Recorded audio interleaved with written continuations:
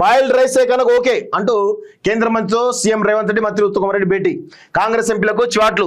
తెలంగాణపై MP Tejaswi comment చేస్తున్నా మౌనంగా ఉన్నారని మండిపాటు. మంత్రులు సీనియర్ కౌన్సిల్తో మరుసటి రోజు నిరసన. గింతి. అసలు విషయం ఏంటంటే ఎవరు అవునన్న కాదన్నా, ఇప్పుడు మీరు మొత్తం 17 మంది ఎంపీలు తీసుకోండి, అందులో ఓవైసీ తప్ప ఏ ఒక్కరన్నా పార్లమెంట్లో ఒక ఫెరోషియస్గా స్పీచ్ ఇచ్చే అవకాశం ఉంటుందా? పకడ్బందీ ప్రసంగం చేసే అవకాశం ఉందా ఏ ఒక్కరికైనా? ఇప్పుడు ఫర్ సపోజ్ 8 మంది కాంగ్రెస్ ఎంపీలు అండి, ఎవరెవరున్నారు? ఈయన ఖమ్మం ఎంపీ రఘురామరెడ్డి అనుకుంటా, ఆయనకు నోట్లు 4 ఉంటుందా? ఇప్పటివరకు ఒక్కసారన్నా ఆయన నోరు తెరిచిందా? లేదు. భువనగిరి ఎంపీ చామల కిరణ్ రెడ్డి ఉన్నాడు. సరే, ఎంతో కొంత మాట్లాడే దానిలో ఆయన ఒక్కడే మాట్లాడదు, కానీ పర్ఫెక్ట్గా మాట్లాడు, రాసి పెట్టుకుని పర్ఫెక్షన్ లేదు ఆయనకి. ఆ తర్వాత మల్లు రవి ఉన్నాడు, ఎప్పుడన్నా మాట్లాడిందా? లేదు. ఆ తర్వాత అక్కడేం కావింది, ఎంతో కొంత మాట్లాడుతుంది, నో డౌట్, కొంత వేరే మాట్లాడుతుంది, ఓకే మంచిది అనుకుందాం. వేం నరేందర్ రెడ్డి ఉన్నాడు. ఆ తర్వాత ఆయన ఎవరు, ఆయన పేరు ఏదో ఉంటుంది, యాదవ్, ఆయన ఉన్నాడు, ఆయన ఎంపీ ఉన్నాడు, అనిల్ కుమార్ యాదవ్. వీళ్ళు మాట్లాడారు, ఎప్పుడన్నా ఒక్కసారి మాట్లాడి చూసిరా? సో ఇప్పుడు ఇంకా వేరే చూద్దాం. ఇంకేమున్నాయి?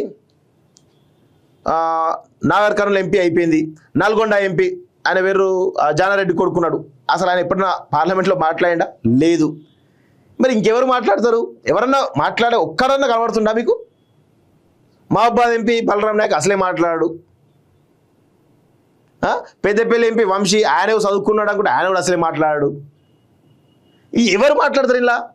ఇక బీజేపీ ఎంపీ సంగతి ఇక మనం ఎంత తక్కువ మాట్లాడడం అంత మంచిది. వాళ్ళ అధికార పక్షంలో కాబట్టి వాళ్ళ భజన వాళ్ళే వేసుకుంటారు కాబట్టి వాళ్ళు వదిలేయాలి.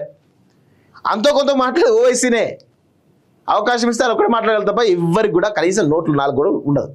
అందరూ అందరు దద్దిలే, ఎంపీలు అందరూ దద్దిలే. వీళ్ళు మన తెలంగాణను రిప్రజెంట్ చేస్తారు పార్లమెంట్లో. అసలు గాడు ఎవడు తేజస్వి అన్ని కామెంట్ చేస్తే మొట్టికాయలు వేసే వరకు కూడా ఒక్కరు మాట్లాడేది నాకు అర్థం కాదు. మాట్లాడాలి కదా, ఇంత దుర్మార్గం ఉందో చూడండి ఒకసారి. ఇది పరిస్థితి. పార్లమెంట్ ఆవరణలో తెలంగాణ కాంగ్రెస్ ఎంపీల ఆందోళన. తేజస్వి సూర్య క్షమాపణ చెప్పాలని డిమాండ్ అంటూ చూస్తాం. దొంగలు పడ్డ 6 నెలలకు ఏవో మొరిగినట్టుంది కథ.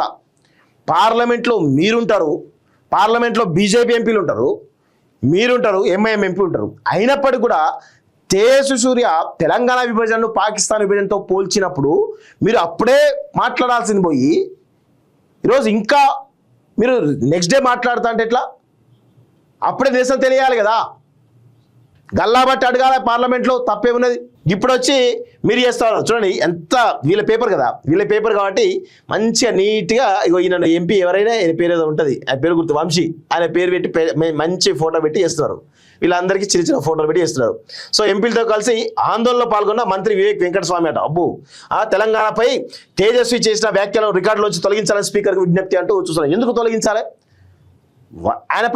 వాడిపైన చట్టపరమైన చర్యలు తీసుకోవాలి. తెలంగాణను కించపరిచినటువంటి ఆ తేజస్వి పైన చట్టపరమైన చర్యలు తీసుకోవాలి. అప్పుడు తెలిసి వస్తుంది. 100% బీజేపీ తేజస్వి సూర్యతో క్షమాపణ చెప్పకపోతే బీజేపీకి పుట్టగతులు ఉండవు తెలంగాణలో, అసలే ఉండవు తెలంగాణ, రాసి పెట్టుకోండి. 100% ఉండవు.